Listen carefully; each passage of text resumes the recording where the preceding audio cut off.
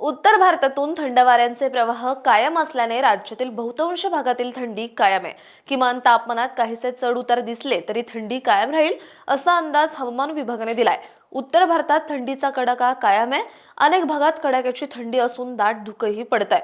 मध्य प्रदेश, राजस्थान, उत्तर प्रदेश, पंजाब, हरियाणा, झारखंड, ओडिसा, मणिपूर, नागालँड, मिझोराम आणि दिल्लीत थंडी कायम आहे। मध्य प्रदेशातील राजगड येथे देशातील नीचांकी 4.2 अंश सेल्सिअस तापमानाची नोंद झाली होती, तर कर्नाटकातील कारवार येथे देशातील उच्चांकी 35.2 अंश तापमानाची नोंद झाली होती।